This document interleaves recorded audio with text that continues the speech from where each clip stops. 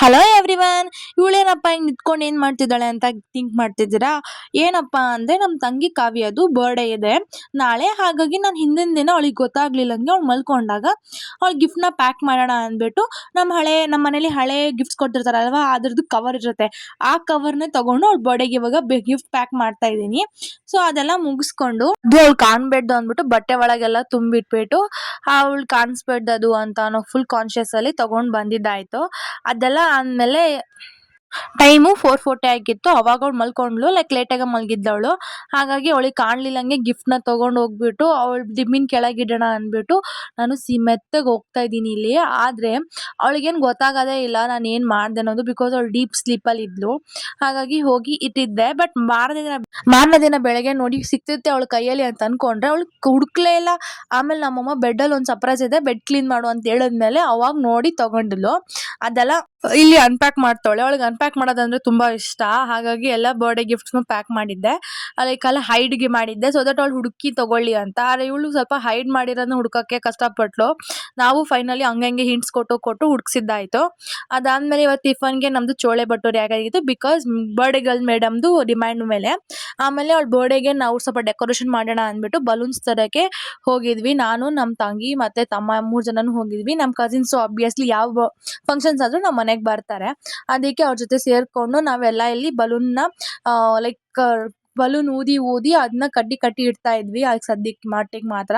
ಇಲ್ಲಿ ನಮ್ಮಪ್ಪ ಊರಿಗೆ ಹೋಗಿದ್ರು, ಹಾಗಾಗಿ ಅವಳ ಬರ್ಡೇಗೆ ವಿಡಿಯೋ ಕಾಲ್ ಮಾಡಿ ವಿಶ್ ಮಾಡ್ತಾ ಇದ್ರು. ಅವರು ಅಲ್ಲಿ ಒಂದು ಮದ್ವೆ ಇತ್ತು ಇಂಪಾರ್ಟೆಂಟ್, ಹಾಗಾಗಿ ಹೋಗ್ಬೇಕಿತ್ತು ಅಂತ ಹೋಗಿದ್ರು.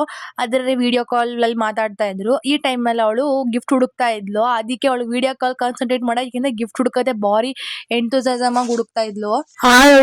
ನೋಡೋದಾಗ್ಲಿಲ್ಲಂಗೆ ಹೇಳ್ದೆ, ಇಲ್ಲೇ ಎಲ್ಲೋ ಇದೆ ನೋಡು, ನಿನ್ ಬ್ಯಾಗಲ್ಲಿ ಇರುತ್ತೆ ಅಂತ ಅಂದ್ಬಿಟ್ಟು ಹಿಂಟ್ ಕೊಟ್ಮೇಲೆ ಬ್ಯಾಗ್ ತೆಗ್ದು ಅವಾಗ ಹುಡ್ಕುದ್ಲು. ಅವಾಗ ಅವಳಿಗೆ ಗಿಫ್ಟ್ ಸಿಕ್ತು. ಅದನ್ನು ಕೂಡ ಖುಷಿಯಿಂದಾನೆ ಅನ್ರ್ಯಾಪ್ ಮಾಡೋದ್ಲು. ಅವಳಿಗಂತೂ ತುಂಬಾ ಹ್ಯಾಪಿ ಆಗಿತ್ತು, ಬಿಕಾಸ್ ಅವಳಿಗೆ ಇಷ್ಟೊಂದು ಗಿಫ್ಟ್ ಸಿಗ್ತಿದಾವಲ್ಲ ಅಂತ ಅಂದ್ಬಿಟ್ಟು. ಹಾಗಾಗಿ ಅವಳಿಗೆ ಸಖತ್ ಇಷ್ಟ ಆಗಿತ್ತು. ಅವಳು ತಗೊಂಡಿರೋ ಬರ್ಡೇ ಡ್ರೆಸ್ಗೂ ಕೂಡ ಇಯರಿಂಗ್ಸ್ ಮತ್ತೆ ಇದು ಮ್ಯಾಚ್ ಆಗ್ತಾ ಇತ್ತು ಅಂತ ಫುಲ್ ಹ್ಯಾಪಿ ಆಗ್ಬಿಟ್ಟಿದ್ಲು ಅವಳು.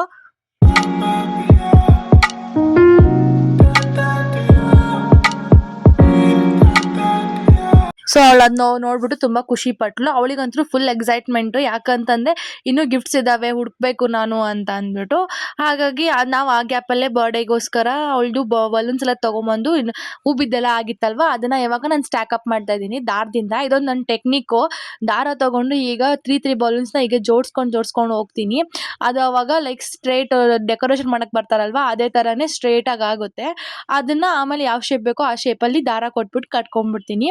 ಇದೊಂಥರ ಈಸಿ ವೇ ಆಫ್ ಬರ್ಡೇ. ನಾನು ಬರ್ಡೇ ಡೆಕೋರೇಷನ್ ಎಲ್ಲ ಕಡೆನೂ ಇದೇ ತರನೇ, ನನ್ನ ಮನೇಲಿ ಯಾರ್ದಾದ್ರೂ ಇದೇ ತರ ಮಾಡಕ್ಕೆ ಟ್ರೈ ಮಾಡ್ತೀನಿ. ಸೊ ನಂದು ಬರ್ಡೇ ಡೆಕೋರೇಷನ್ ಈ ತರ ಆಗಿತ್ತು. ಚೆನ್ನಾಗಿದೆಯಲ್ಲ, ಈ ಸತಿ ಯಾಕೋ ಸ್ವಲ್ಪ ಜಾಸ್ತಿ ಇದೆ ಅನ್ಸ್ತು, ಬಟ್ ಸ್ಟಿಲ್ ಚೆನ್ನಾಗಿದೆ ಅಂತ ಅಂದ್ಬಿಟ್ಟು ನಾನು ಇವತ್ತು ಸತಿ ಡಿಫ್ರೆಂಟ್ ಆಗಿ ಟ್ರೈ ಮಾಡೋಣ ಅಂದ್ಬಿಟ್ಟು ಐಸ್ ಕ್ರೀಮ್ ಕೇಕ್ ತರಿಸಿದ್ದೆ.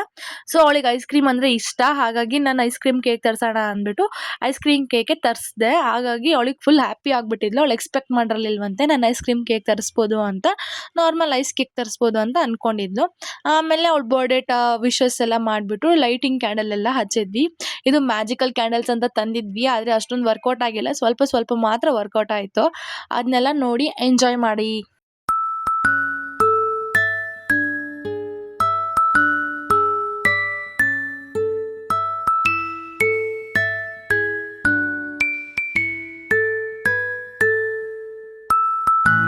ಸೊ ಇವಾಗ ನಾವು ಕೇಕ್ ಎಲ್ಲ ಕಟ್ ಮಾಡಿ ಪ್ಲೇಟ್ ಹಾಕೊಳ್ಳೋದೆಲ್ಲ ಏನಿಲ್ಲ.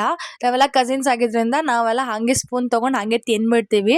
ಬಿಕಾಸ್ ನಾವು ಯಾರನ್ನೂ ಜಾಸ್ತಿ ಇನ್ವೈಟ್ ಮಾಡಿರಲಿಲ್ಲ, ನಾವು ಬರೀ ಕಸಿನ್ಸ್ ಎಲ್ಲ ಸೇರಿಬಿಟ್ಟು ಎಂಜಾಯ್ ಮಾಡೋದು ಅಂತ ಅಂದ್ಕೊಂಡಿದ್ವಿ.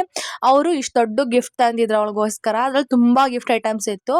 ನಾನು ಹೇಳ್ದಂಗೆ ಅವಳಿಗೆ ಮೊದಲೇ ಗಿಫ್ಟ್ ಅನ್ರ್ಯಾಪ್ ಮಾಡೋಕ್ಕಂದ್ರೆ ತುಂಬ ಇಷ್ಟ. ಹಾಗಾಗಿ ಫುಲ್ ಖುಷಿಯಿಂದ ಅನ್ರ್ಯಾಪ್ ಮಾಡ್ತಿದ್ದಾಳೆ. ಅವಳಿಗಂತೂ ಫುಲ್ ಶಾಕ್ ಅಂದರೆ ಶಾಕು, ಬಿಕಾಸ್ ಅವಳಿಗೆ ಈ ಬರ್ಡೇಗೆ ತುಂಬ ಗಿಫ್ಟ್ ಸಿಕ್ಕಿದ್ದಾವೆ ಅಂತ ಅಂದ್ಬಿಟ್ಟು.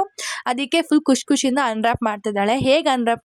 ಹೇಗೆ ನೋಡಿ ನಮ್ಮ ತಂಗಿ ಬೇಕಂದ್ರೆ ಸತಾಯಿಸ್ಬೇಕು ಅಂತ ಅಂದ್ಬಿಟ್ಟು ಇಷ್ಟೊಂದು ಬಾಕ್ಸ್ನ ಪ್ಯಾಕ್ ಮಾಡಿದ್ಲು. ಪ್ಲಸ್ ಅದರಲ್ಲಿ ಒಂದಕ್ಕೊಂದು ಕವರ್ ವಿಚಿ ಸಂಬಂಧನೇ ಇಲ್ದಿರೋ ಬಾಕ್ಸಲ್ಲೆಲ್ಲ ಹಾಕಿದ್ಲು, ಸೊ ದಟ್ ಅವಳಿಗೆ ಕನ್ಫ್ಯೂಸ್ ಆಗಲಿ ಸ್ವಲ್ಪ ಅಂತ. ಆದರೆ ಅವಳು ಪರ್ಫೆಕ್ಟಾಗಿ ಕೆಲವೊಂದನ್ನ ಗೆಸ್ ಮಾಡಿದ್ಲು, ಕೆಲವೊಂದು ಗೆಸ್ ಮಾಡಲಿಲ್ಲ. ಆದರೆ ಅವಳಿಗೆ ಈ ಗಿಫ್ಟ್ಸ್ ನೋಡಿ ತುಂಬ ಖುಷಿಯಾಗಿತ್ತು. ಅದನ್ನೇ ನಾವು ನೋಡಿಕೊಂಡು ಹಾಕು ಸಾಕು ನೀನು ನಕ್ಕಿದ್ದು ಅಂತಂದ್ಬಿಟ್ಟು ಕಾಲು ಎಳಿತಾ ಇದ್ವಿ. ಅದನ್ನೆಲ್ಲ ಎಂಜಾಯ್ ಮಾಡ್ತಾ ಇದ್ವಿ. ಕಸಿನ್ಸ್ ಸೊ ಅವಳಿಗೆ ಇಷ್ಟೆಲ್ಲ ಗಿಫ್ಟ್ ಸಿಕ್ತು. ಅದ್ರಲ್ಲಿ ಕೀ ಬೆಂಚಲ್ಲಿ ಇರೋ ಗೊಂಬೆ ಅವಳೆ ಅಂತ ಅಂದ್ಬಿಟ್ಟು ನಾವೆಲ್ಲ ರೇಗಿಸ್ತಾ ಇದ್ವಿ. ಸೊ ಬರ್ಡೇ ಆದ್ಮೇಲೆ ಅವಳದು ಒಂದ್ ಸ್ವಲ್ಪ ಫೋಟೋಸ್ ಎಲ್ಲ ತೆಗಿಬೇಕಲ್ವಾ, ಹಾಗಾಗಿ ತುಂಬಾನೇ ಫೋಟೋಸ್ ತೆಗೆದ್ವಿ. ನೀವು ನೋಡಿ.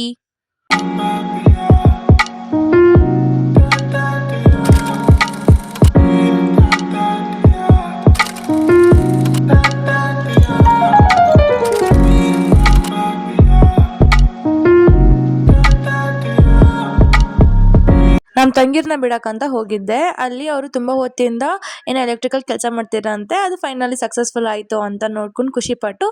ಬಾಯ್ ಎಲ್ಲರಿಗೂ. ನಿಮ್ಗೆ ಇದು ಇಷ್ಟ ಆಗಿದ್ರೆ ಲೈಕ್ ಮಾಡಿ, ಶೇರ್ ಮಾಡಿ, ಸಬ್ಸ್ಕ್ರೈಬ್ ಮಾಡಿ. Thank you.